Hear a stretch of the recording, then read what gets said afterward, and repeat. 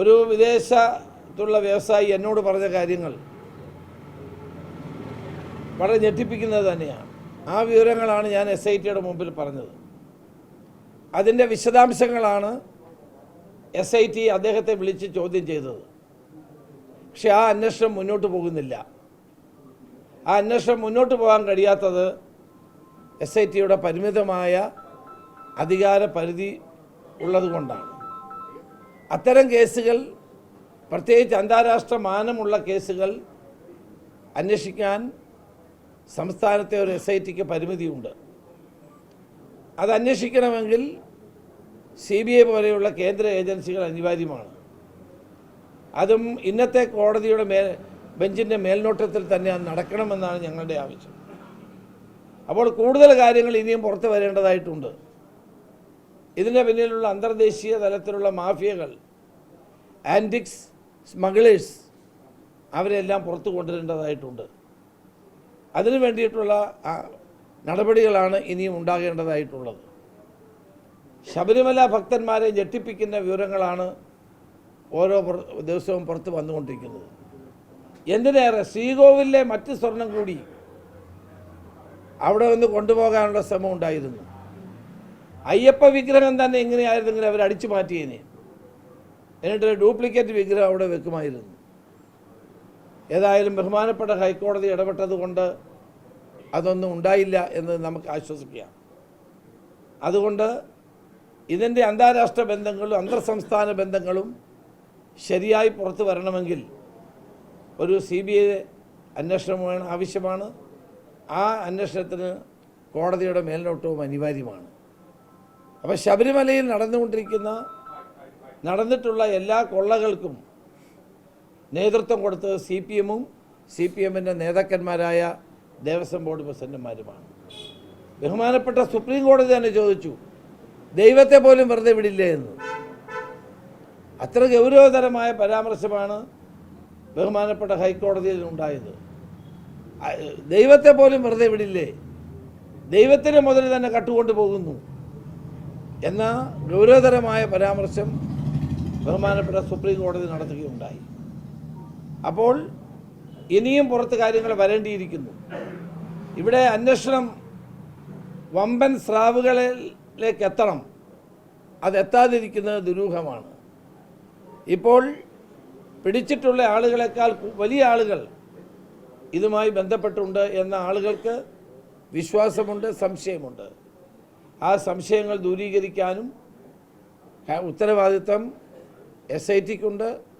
SITക്ക് അതിന് കഴിയുന്നില്ല എങ്കിൽ അത് CBI കോടതിയുടെ മേൽനോട്ടത്തിൽ CBIയുടെ അന്വേഷണം അനിവാര്യമാണ് എന്ന് ഞാൻ ആവർത്തിക്കുകയാണ്.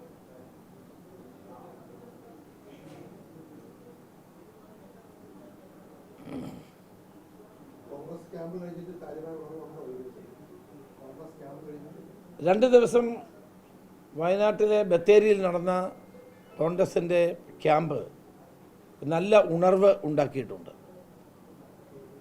2026 നടക്കാൻ പോകുന്ന നിയമസഭാ തെരഞ്ഞെടുപ്പിൽ 100-ലധികം സീറ്റുകൾ നേടി UDF അധികാരത്തിൽ വരുമെന്ന കാര്യത്തിൽ സംശയമില്ല. അതിനുവേണ്ടി കോൺഗ്രസ് പാർട്ടി ചെയ്യേണ്ട കാര്യങ്ങളാണ് ക്യാമ്പിൽ ചർച്ച ചെയ്തത്. യോജിപ്പോടുകൂടി, എല്ലാവരും പൂർണ്ണ യോജിപ്പോടുകൂടി പ്രവർത്തകരെ മുഴുവൻ സജ്ജരാക്കിക്കൊണ്ടൊരു തെരഞ്ഞെടുപ്പിലേക്ക് നീങ്ങാൻ വേണ്ടിയിട്ടുള്ള പദ്ധതികൾക്കാണ് ക്യാമ്പ് നേതൃത്വം കൊടുത്തത്.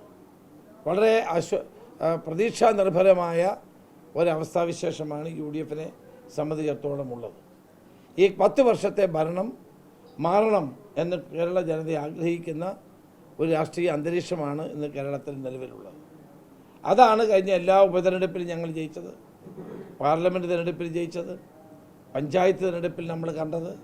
ഇനിയും വരാൻ പോകുന്ന നിയമസഭാ തിരഞ്ഞെടുപ്പിലും അത് ആവർത്തിക്കും എന്ന പൂർണ്ണ വിശ്വാസമാണ് ഞങ്ങൾക്കുള്ളത്.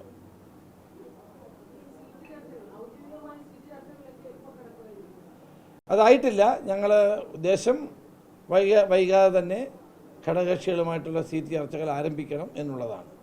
അതോടൊപ്പം തന്നെ സൈമൾട്ടേനിയസ്ലി കോൺഗ്രസിൻ്റെ സ്ഥാനാർത്ഥി നിർണയത്തിനുള്ള നടപടികളും ആരംഭിക്കുകയാണ്.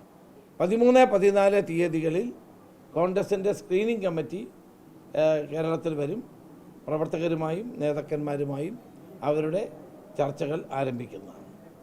വൈകാതെ സ്ഥാനാർത്ഥികളെ പ്രഖ്യാപിക്കണം എന്നുള്ളതാണ് ക്യാമ്പിൽ ഉയർന്നു വന്ന പ്രധാനപ്പെട്ട അഭിപ്രായം.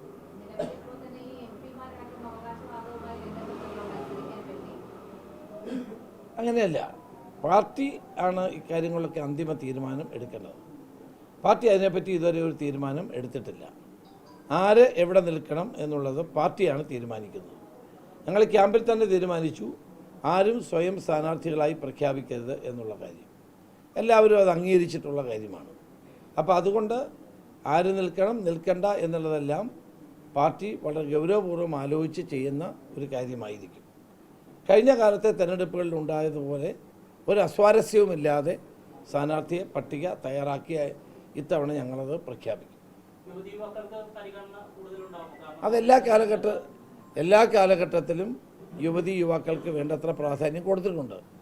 കഴിഞ്ഞ തവണ ഞാൻ പ്രതിപക്ഷ നേതാവായിരുന്ന സന്ദർഭത്തിൽ 53 ചെറുപ്പക്കാർക്ക് നിയമസഭയിൽ മത്സരിക്കാനുള്ള അവസരം കൊടുത്തു. എല്ലാ കാലഘട്ടങ്ങളിലും നൽകുന്നതാണ്. യുവാക്കൾക്ക്, സ്ത്രീകൾക്ക് ഉൾപ്പെടെയുള്ള എല്ലാവർക്കും പരമാവധി അവർക്ക് അവസരങ്ങൾ കൊടുക്കുന്നൊരു പാർട്ടിയാണ് കോൺഗ്രസ്.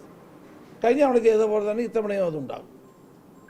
പക്ഷേ ഒരു കാര്യം വളരെ വ്യക്തമാണ്, വിന്നബിലിറ്റി, വിജയസാധ്യതയാണ് ഒരു തെരഞ്ഞെടുപ്പിൽ ഒരു പാർട്ടിയെ സംബന്ധിച്ചിടത്തോളം ഏറ്റവും പ്രധാനപ്പെട്ട ഘടകം. വിന്നബിലിറ്റി ആയിരിക്കും ഏറ്റവും വലിയ ക്രൈറ്റീരിയ.